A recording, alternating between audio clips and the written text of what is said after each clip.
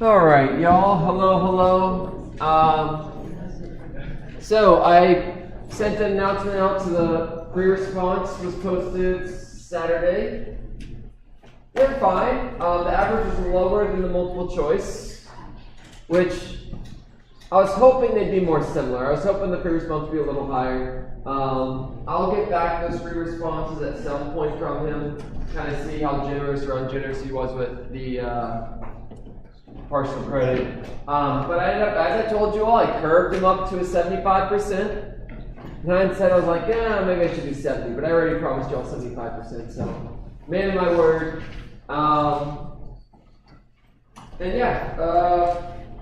The distribution of scores across the 3 questions was pretty consistent, so that was good as well.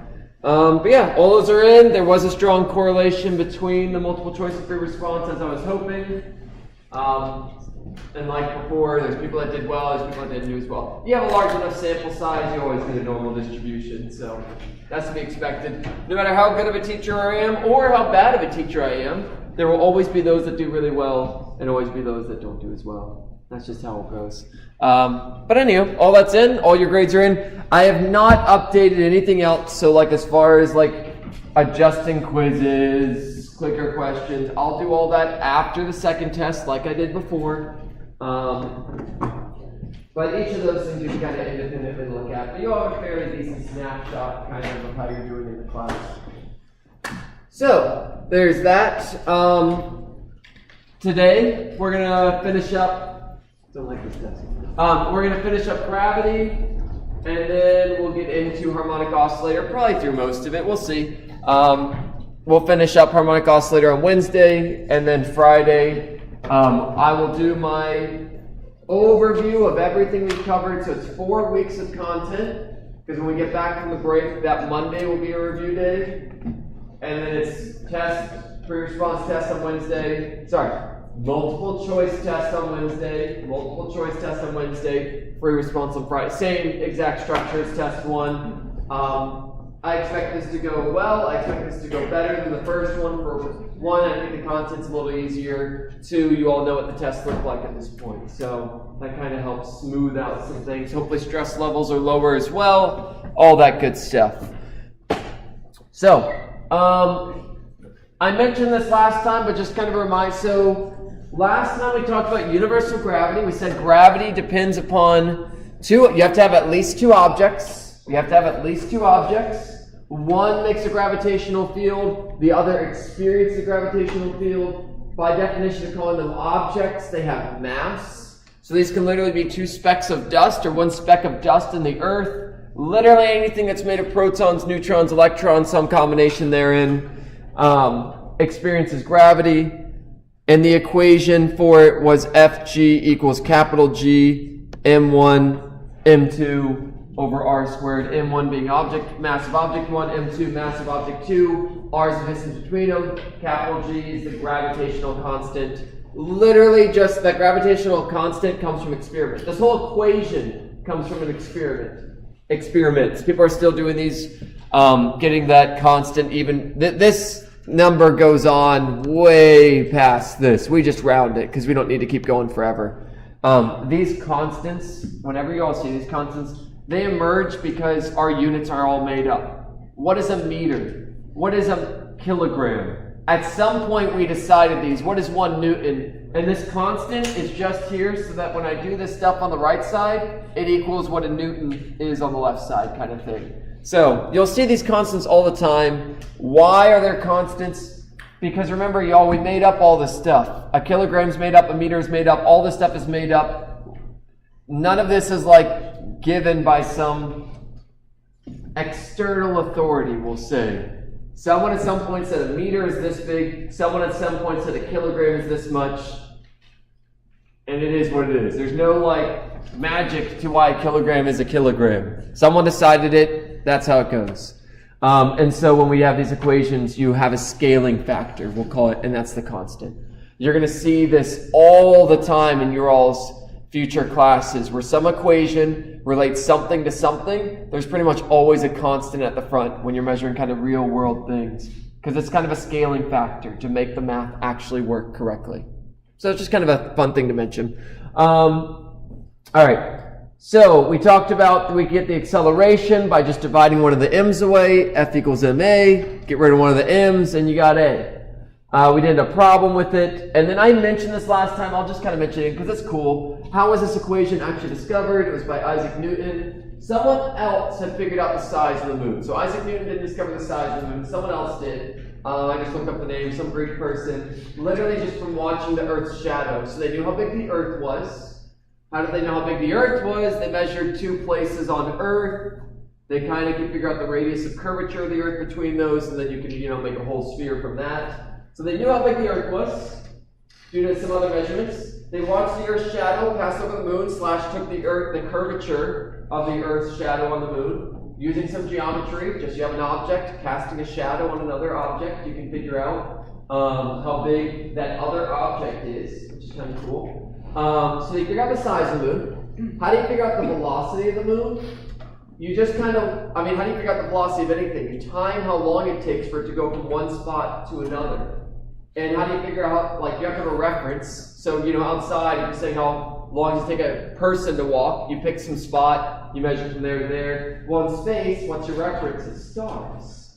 Stars are basically kind of stationary comparative to the moon. You can technically argue the Earth is rotating, but the moon is traveling fast enough that you can, for the most part, I'm sure, kind of remove that. Or you can account for that. But they watch the moon pass a star. They know how big the moon is. They can time how long it takes. Distance, time, divide those two.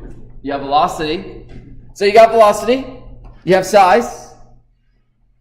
And so what do you do with this? How do you use this to give us acceleration? So the first question to you all is, what approximate path does the moon make when it orbits the Earth? It's an hopefully obvious question. This is not a trick question. What approximate path does the moon take when it orbits the Earth? Is it a circle, a square, an octagon, or a tetrahedron? With reference to the Earth. If you talked about with reference to around the sun, it'd be the crazier looking thing. But around the Earth, what does it look like? Nothing crazy. If we don't all get, oh my gosh, yeah, we're not getting it all right. I'm sure it's just people smashing a button. We'll go to 40 seconds. Yep, still got 3 people that are wrong. Again, I'm sure they just hit a random button. Oh, only 2 people now. All right, we'll close this out. Nope, more people are wrong. 5, 4, 3, 2, 1. And I guarantee you this is people who just have it open, they see something pop on the screen, they just hit something, whatever. Most of you are correct, not all of you. It's a circle. Why does this matter? Well, we've talked about circles, and we've talked about the force. If you sum up all the forces of something going in a circle, you get a very specific thing.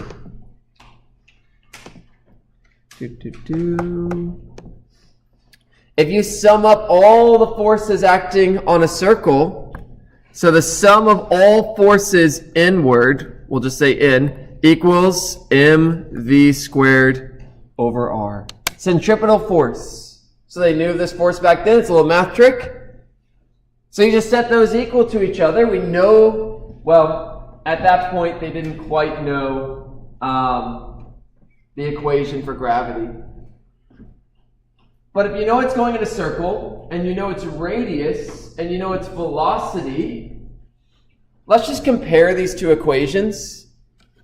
So, we know it's going in a circle. At this point, we don't exactly know what this side is. We don't know this side yet. But what we do know is that for something going in a circle, it's m1 times a. It's the mass times acceleration. So we know Newton's second law, that mv squared over r equals m1a, i.e., the acceleration going in a circle is v squared over r. That's an equation you've already seen that before. Well, remember, y'all, I just told you, if you know the velocity, they found the velocity of the moon, They found the radius of the moon. They can measure the acceleration it experiences by just plugging into that equation. And you can do that yourself as well. You can calculate the acceleration that the moon experiences due to gravity by just look up how fast the moon's going, or, go outside, watch the moon go across the star, do it yourself if you really want to. You can find the acceleration it experiences. On Earth the acceleration is 9.8, and all he did then is he took the ratio of those, and he could figure out the ratio and accelerations between here and the Earth. He was also able to figure out the distance to the moon using some clever things as well. And he was able to determine this whole 1 over r squared from that. You don't need to know any of that, but what you do need to know is that if something's going in a circle due to gravity, that these equations equal each other. And again, what's cool about these equations, m1 cancels out. So we can do some cool problems with this. There's some really cool applications of this. Specifically, if you know how fast something is going in orbit, and you know how far away it is from the thing it's orbiting, you can use that to find the mass of the thing that it's orbiting. So for example, if you have a satellite going a set distance around Jupiter, and you know how far away it is from Jupiter, and you know how fast that satellite's going, you can use that with this really simple equation and basically no other approximations and find the mass of Jupiter pretty accurately. Just by knowing how fast you orbit something. Which is really cool. Like, it's such a simple calculation, and you can use this to find the mass of any object in space.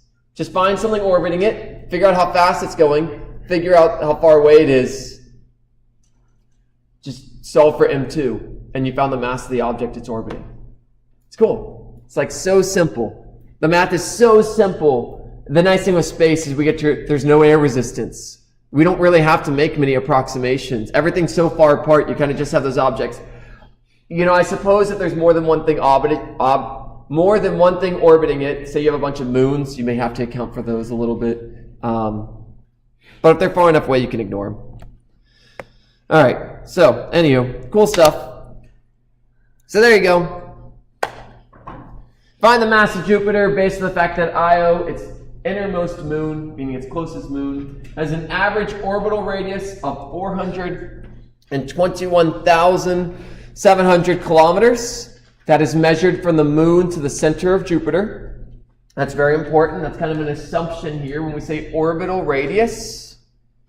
So, orbital radius, if this is Jupiter and this is its moon, that orbital radius is the distance between the center of Jupiter and the center of that moon. Orbital radius is defined as such. Not from the surface, but from the center to center. And you have to have that for the equation. All right, so it's zooming along. So our givens here, we have radius is 421,700 kilometers. You have to convert that. It's very easy to convert. Just add 3 zeros. So that's going to be, I don't want to write this number in my calculator. So that's 4.217 kilometers. How do you convert that to meters? You just add e to the 3 to it. 4.217, oh, that was already bad. 4.217 E3 kilometers, which equals 4.217 E6 meters. To go from kilometers to meters, you multiply it by 10s to the 3. Yeah, and then the original. Oh, yeah, thank you. You're correct. Yeah, you're correct. So that is actually 8. Thank you. Yeah, that's totally going to mess up everything later on if we mess that up. To clarify there, I miscounted 1, 2, 3, 4, 5. I just brought it 3 places to the comma, which was incorrect of me. All right. We now know it has a period of 1.77 days. Now, days, if you want to convert that, we got to convert that if you want to. You have to. You got to convert that to seconds. So we do 1.77 times 24 hours in a day times 60 minutes in an hour times 60 seconds in a minute. Converting time, most people have those unit convert, like 24 hours in a day, 60 minutes in a second, 60 seconds in a minute. Thankfully, that one's kind of memorized by most people, and you just kind of walk your way down until you get all the way to seconds. So 1.77 times 24 times 60 times 60. Definitely writing that in scientific notation. Pro tip, if you have a whole day, you should have a lot of seconds. That's the way to make certain your conversion is reasonable. 1.53 times 10 to the 5 seconds. Okay, we are solving for the mass of Jupiter. Step 3, how do? How are we going to solve for that mass of Jupiter? Well, we kind of just saw it before. So we saw that if something's going in a circle, the mass of whatever that thing is, let's call it mass of Io, times v squared over r, velocity of Io, distance away for Io, equals capital G, mass of Io, mass of Jupiter, over r squared. The mass of Io, you don't need to know it, which is cool. You don't need to know the mass of the planet, or that moon that goes around it. It's on both sides, so it cancels out. Remember, the mass on both sides, so the mass on the left side, that's the one experiencing the force. So we're going to pick the one that we want to experience. We want the one to cancel, so we're going to choose Io. I could have put in the mass of, well, Jupiter technically kind of orbits around it as well, but it's negligible. But anywho, so the Io, that's the one going in a circle, so that's the one we put in the circle side.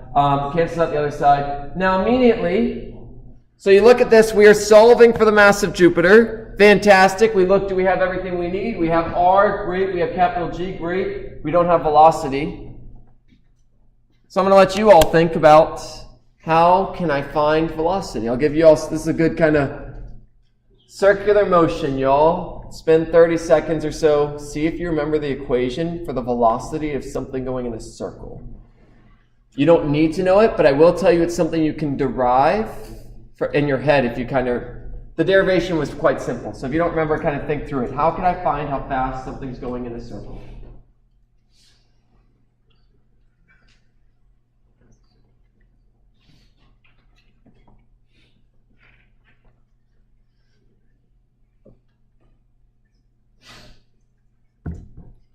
So the key to this, the derivation, again, you could just also know the equation, but I tend to think it's easier to remember it if you can logic it out.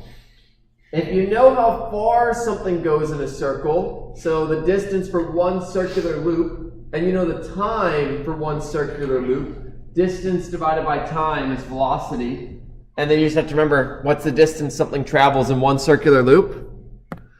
That's 2 pi r.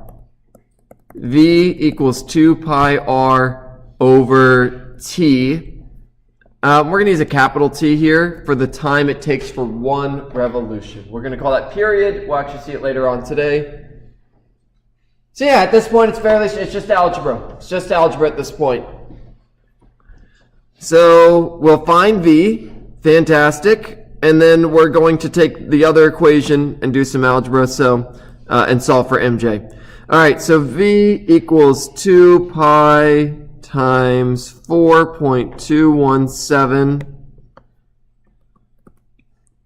E8 divided by the time, which is 1.53 E5. That comes out to something. Always make certain your numbers make sense. Things in space go very fast.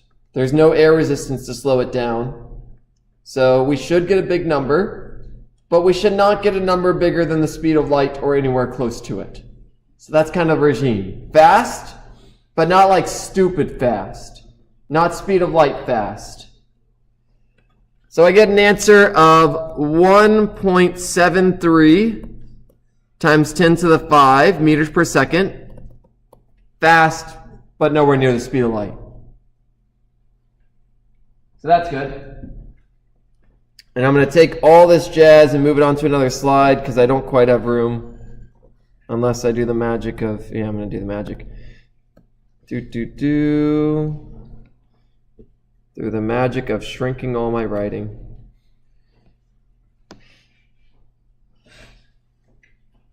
Cool. Wow, room. Okay, I'm going to just take this equation here and rearrange it. Again, I like to do the algebra with variables versus the math, or with the numbers, because it's less writing. So 1 of that squared will cancel with that. So mj, the r is going to get multiplied on top, so rv squared divided by g. And I double check that I did my algebra correctly.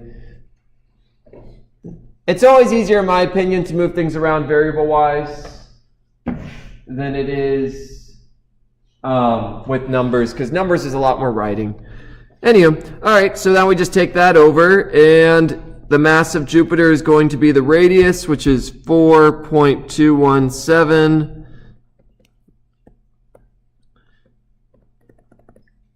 4.217. So sorry, I said the mass of Jupiter, not the radius of Jupiter. No, it's how far away the moon is times how fast it's going. 1.73 E5. Square that. Divide that by 6.674 times 10 to the minus 11. We prepare ourselves for what a reasonable answer is. Jupiter is massive, so we should get a massive number. It's kind of good to think about what's reasonable even before you plug in numbers. You can do it after or before, but either way, as long as you do it at some point. 1.89 times 10 to the 29. Yeah, that's fine. You may be like, that is a number that is so big, I don't think it has, maybe it's like I don't know, I'd have to write it out. Quadrillion, quintillion, some ridiculous number. I believe the mass of the Earth is to the 24. So this is like 10,000 times bigger than that. Makes sense. Jupiter's bigger than the Earth. Again, you don't need to have any of these things memorized, but yeah. The mass, a fun little exercise for you all is just take this number and actually write it out, not scientifically. It really gives you a sense of how small you are.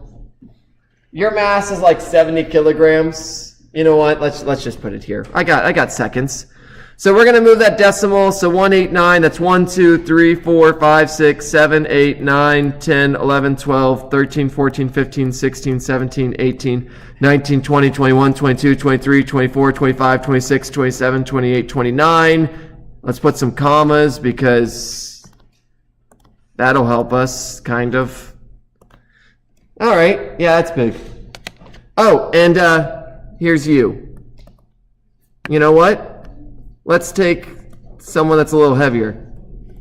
I say a little heavier.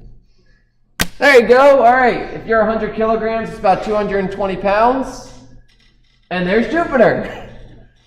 Gives you a sense of scale of how big the universe is.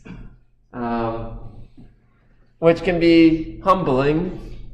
I don't know, people take it all different ways. But it's sometimes good to think about. Good or bad. Anyway, all right, there you go, y'all. This is kind of a problem. This is the most complex kind of problem you'd expect with universal gravity. I'm not going to do anything too crazy. You can see the problems. You have to see what kind of problems you expect. But cool stuff. And that's universal gravity done. Any questions about gravity that I can actually answer? All right. You don't need to worry about curve of space-time or any of that kind of jazz. But such a simple equation to explain why everything's stuck together. It's cool. All right, so the next thing we're going to get into is things oscillating. Literally things wiggling back and forth periodically. Bam, there it is. An oscillator. So you may look at this animation and say, when in my life am I going to see something bouncing up and down in the spring? And I will tell you, not very often. But what's really cool about this situation is literally anything that repeats itself can be modeled like this. So this is a way, if you see something that is repeating itself again and again and again, a tire that's spinning, literally anything that's spinning is repeating itself again and again and again. we can model it like this picture. If we can understand this thing, we can understand anything that repeats itself. Anything that's vibrating back and forth and back and forth. Literally, like all atoms are vibrating on some level. And so I gave some examples, pendulums, whatever. You're like, obviously that swing back and forth. Your heartbeat is periodic nature. Motors, something is spinning in a periodic nature. Earthquakes, there's vibrations. Anything vibrating is doing this, back and forth, back and forth, back and forth. And there is something called a Fourier transform, which you will, no matter what field you go into, you will hear the term Fourier transform at some point, because it is so powerful. It's a math thing. It says that literally any function, like f equals x, f of x equals x, can be written as an infinite addition of sine and cosines. Which sounds like what? How is that useful? Everything can be written as a combination of oscillators, which is just like wild. Things that don't look like oscillators, a graph of a straight line going up. This is incredibly useful programming-wise, data analysis-wise, so many applications. Trust me, just think, keep that somewhere in the back of your mind that you're going to learn about Fourier transforms at some point, that it's an infinite sum of oscillators. At some point you will hear about it. If you do any kind of mathy, sciencey stuff, it will come up. In like every field, they use Fourier transforms for things. It's wild. All right, and there's only two things we need to describe an oscillator: frequency and amplitude. And we will talk about both of those things. So, I'm very glad that we're spending the time on this, because oscillators often get kind of neglected. And in physics, we love them, but I'll tell you all, you're going to,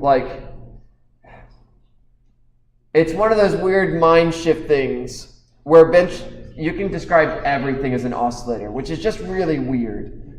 But for now, just trust me that is the case. All right, so frequency, that's our first thing I said. Frequency is how frequent something happens. It is how many times an event happens per unit time. How many times, so cycles per second. How many times does a thing repeat itself every single second? The unit we use for this is Hertz, car rental company, HZ,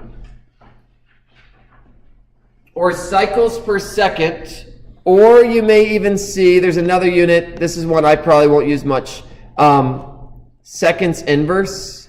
So cycles is not a real unit. Cycles is not a unit. You never write down the word cycles, but it's hidden. It's kind of there. And this is where it gets really unfortunate when we talk about angular frequency, which we will. They have the same units, but they're not the same thing. It's very unfortunate. I wish they had different units, but they don't. Frequency is how many times an event happens per time, how many times it repeats itself every second. If I have a frequency of 5 hertz, so, and to clarify here, an event, that is not the pendulum going down, that is not the pendulum going up, that is the pendulum going down and returning to where it started. You need the full cycle, a full event that then repeats itself infinitely. Yeah? Does it matter how complex the graph is? How complex the graph is? With the path, No, as long as it repeats itself. As long as it repeats itself. If it does some crazy thing, but then it repeats that crazy thing each time, we could kind of match that. So an example, I guess, would be you can measure the frequency of a car going around some track. The event would be the time it takes to go around the entire track, no matter how crazy that track is. What's important is they're going to repeat that same track every single time. So I guess would be an example here. We have period here. That is the time for one full event. Oscillation in this case, but it could be any event that repeats itself. So frequency is 1 over period. Very simple equation, very important equation. Algebraically, just to make certain we're cool with this, if you solve for period here, it's 1 over f. Nothing too crazy algebra-wise, that's just algebra, but Just an important thing to note. Period here is not f times 1. That would mean they're the same thing. So, anyway. Okay. This is frequency. I'm about to put a word in front of the frequency, and when I put this word in front of it, the units are going to be the same, but it's not the same. It's very subtle and very important, and I'm going to try to hammer in that they're not the same thing. Frequency, angular frequency. Frequency, angular frequency. Frequency, angular frequency. I have 2 slides because they're not the same thing. They are very similar. So angular frequency is exactly what it sounds like. The frequency for the angles. It is the radians per second. How many radians? How many full revolutions do I do? How many radians do I do per time? The conversion between angular frequency and frequency, very simple. Take frequency and just multiply it by how many radians are in a circle. The derivation is very simple. Frequency was how many cycles per second. Well, if I want to convert that to angular frequency is how many radians per second. So how do I go from one to the other? This equals, take my cycles per second and multiply it by the number of radians per cycle. What is radians? How many radians are there per cycle? 2 pi. So that's the derivation. There are 2 pi radians per second. I may have mentioned this at the very beginning of this class. I think I did. Radians is the superior way of measuring angle, specifically from a mathematical viewpoint. Radians actually mean something. Degrees is kind of just made up. 360 degrees in a circle, that's just kind of made up. 360 is kind of easier to understand, so it has value because of that. But mathematically, this 2 pi comes from a measurement of the world. It comes from, if you look at a circle and you measure the circumference of it and you compare it to the radius, take the radius multiplied by 2 pi, you get the circumference. But what I need you to know is that angular frequency and frequency are not the same thing, but they have the same units. This is the only time that I can think of off the top of my head. The only time where I can tell you something has 5 hertz and you don't actually know what variable goes with 100% unless I tell you. I will tell, if I say I have a blank of 5 hertz, I have to tell you angular frequency or frequency in words. I have to. If I just tell you I have 5 hertz, you cannot tell if it's angular frequency or frequency. There's no way to tell unless I put it in words. If it's just hanging on its own, if I just say 5 hertz. Okay. For a spring, I kind of showed this derivation. Omega, that's the symbol. So this is a W. Angular frequency is represented by this little W. Technically, it's the Greek letter omega, lowercase omega. You know, alpha and omega, it's that omega, but it's lowercase. That's interesting. Square root of k over m. So that derivation on the bottom is really simple. F equals ma. For a spring, what's the force? Kx. That's the equation for the... So the equation for a spring is Kx equals ma. Well, we can write ma as a is the second derivative of x with respect to t. This is a differential equation. I do not need you to know how to solve differential equations, but that's how you get this equation. Omega equals square root of k over m. The solution to this is an exponential and things. At some point, you'll take differential equations and solve these. But for now, don't worry about it. For a spring, the angular frequency equals the square root of k over m. What does the frequency equal? The frequency, you can easily derive this. If omega equals 2, let's literally just replace this. Omega equals 2 pi f. equals square root of k over m. We did it. We derived it for f. Good job, us. Really simple. It is going to be very common for you to be given frequency and have to find angular frequency. It's going to be very common to give you angular frequency and have to find frequency. Get used to that. It's going to happen not just in our class, but in many of your future classes. Okay, so a lot of just definitions because I can't really ask you to do much until we define some terms. So, great. Frequency. How often an event occurs per second. Angular frequency. How often the radians, how many radians I go through every second. The last one is the easiest and just kind of trivial. It's amplitude.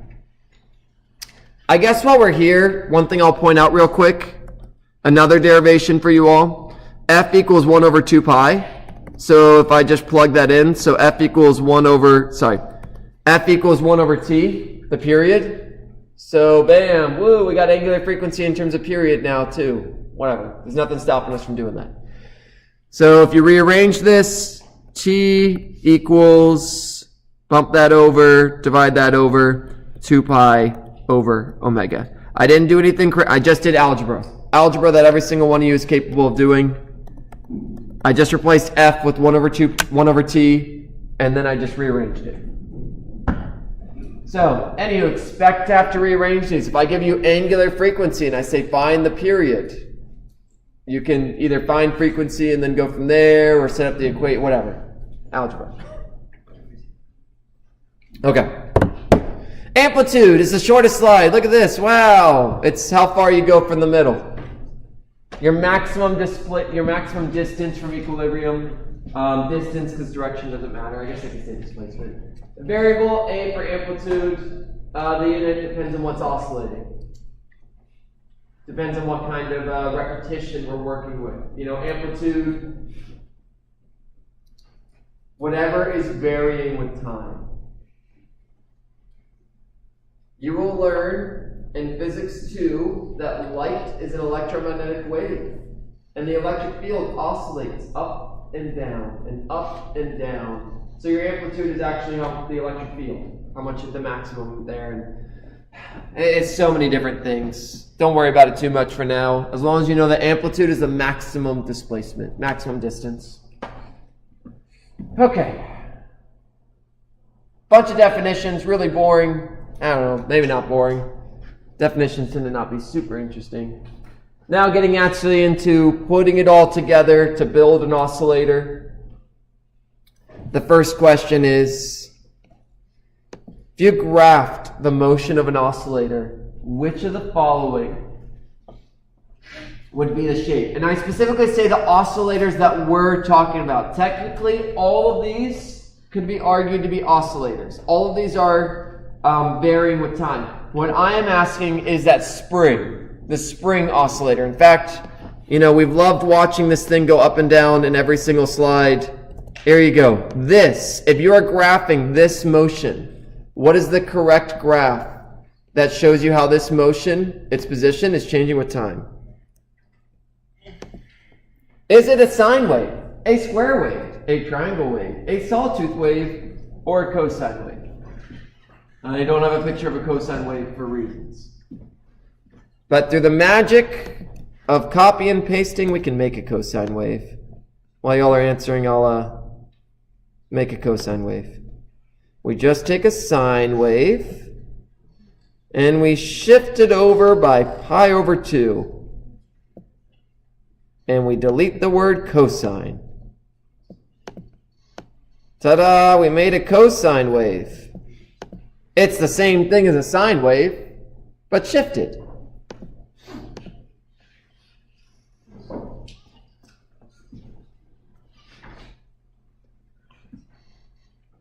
All right, we'll go to 140. We'll close it out in 5, 4, 3, 2, 1. Great job, everyone. Vast majority of people got this. It is a cosine wave. Oh gosh, what the heck? Or sine wave. I have A, B, Can you all even answer like E? Is that an option? Does it let you answer E? E's an option.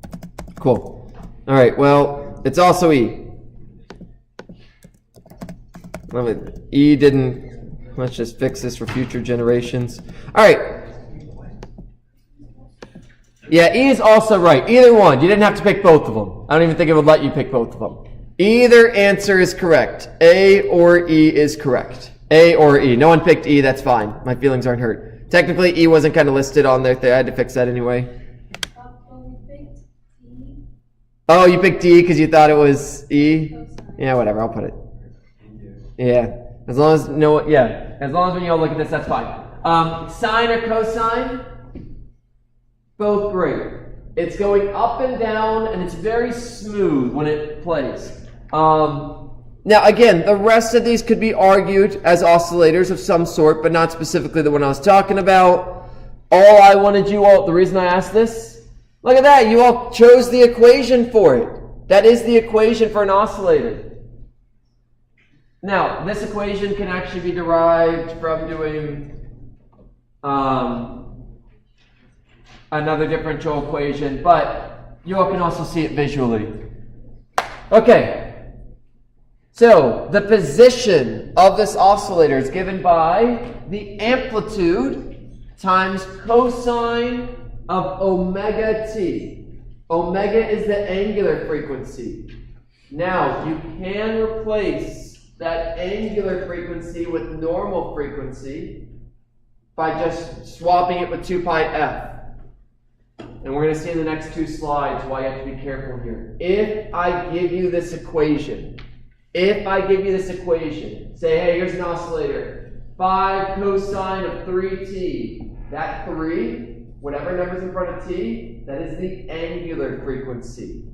It is very, very, very important that you know that inside this, it is the angular frequency times time, and it does not take much explanation to tell you why it's the angular frequency. The input for a cosine or sine function is an angle. When you plug in cosine of something, you need to have an angle inside that. Cosine of 30 degrees, cosine of pi radians, cosine of 3 radians. Who cares as long as it's some angle. Let's just look at the inside here and make certain it makes sense. We have, because right now you're looking at it, it's like, but there's 2 things in there. Remember what omega represents. Omega is radians per second. Okay? The unit for time is seconds.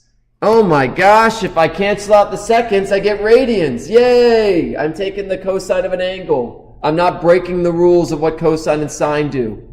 When you do cosine of omega t, you are taking cosine of some value that's in radians. What does this mean? Make sure your calculator is in radians mode. Yeah. So does the angular frequency like directly affects wavelength? Wavelength. I mean, it corresponds to frequency, which in turn corresponds to wavelength. Yeah, they all connect. Yep. Yeah, so make sure calculator, I have to spell the whole word, is in, oh, this is terrible, rad mode.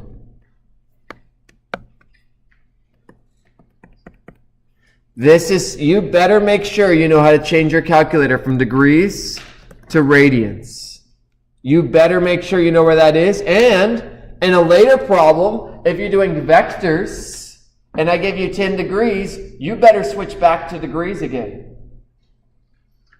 This is something that is subtle, but you have to be able to do it because on the test, these problems will be mixed together. There will be, it's welcome to engineering, y'all. This is gonna happen. And I was like, welcome to, I mean, if y'all were health science majors, I'd just say, sorry, y'all, it sucks, but it is what it is. For you all, this is something that you're very likely going to encounter down the road as well. If it says degrees, make sure your calculator is in degrees mode. If it's in radians, like this one, I will be kind, and on the quiz, I do say, hey, make sure your calculator's in radians mode for this one. But then there's a later problem that's in degrees, and I don't tell you to be careful to put it in degrees mode. So just be careful, y'all. That's like, I say that's a quiz. It's a future quiz, but yeah. Anyway, sine is fine. Sine is also fine. They're shifted by pi over 2. I will either give you the function, or I will tell you use cosine, or I will tell you use sine. I'm not going to make you pick, like, how do you determine which one? I'll either tell you, I'll tell you. Yeah. Do we give us frequency? Do we just multiply by 2 pi? To convert it to, yeah.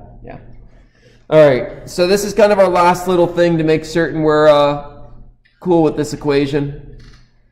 What is the angular frequency for the following wave? X of t, x is a function of t, equals 5 cosine of 3t. And the thing's in meters, so I just put meters at the end so you know. Units matter. Is it 3 hertz, 3 over 2 pi hertz, 5 hertz, or 15 hertz? What is the angular frequency? It's even underlined for you all. How kind of me. I bet you can guess what my next slide is going to ask you for.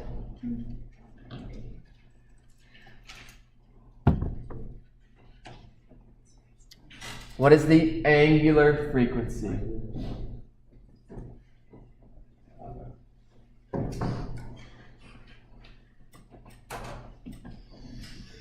All right, we'll go to. Oh wow, okay, it's a little delayed. We'll go to 110. The math here, if there is math, is simple. If. That's the question. There's really only 2 answers that we should be kind of flip-flopping between. Angular frequency, not frequency. Ooh, yeah, we got 50-50 answers here, y'all. What a great question for me to ask. All right, we'll close this out in 5, 4, 3, 2, 1. All right, really straightforward. How do you calculate this? So you have to remember that this is the form. Cosine of omega t. That is the form of an oscillator. That is the equation that expresses an oscillator. Angular frequency is omega. Lowercase omega, it's that W. It's just 3 hertz. 3 hertz. 3 radians per second. And notice that all of these have the same units. They are all hertz. The next problem, the answers are also all in hertz, and it is the exact same function, but I want the frequency, not the angular frequency. I want the frequency of the exact same function.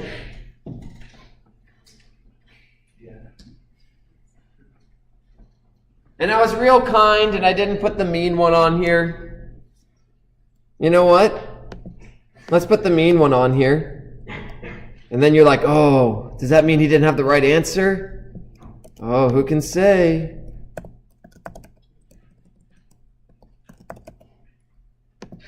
Oh, does that make people doubt themselves?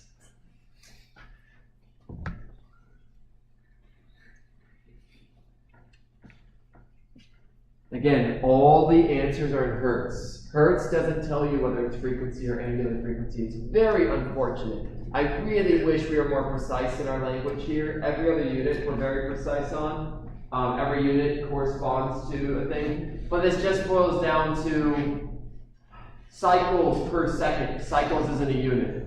Radians per second. Radians isn't technically a unit, which is unfortunate. Degrees is not technically a unit, which is unfortunate.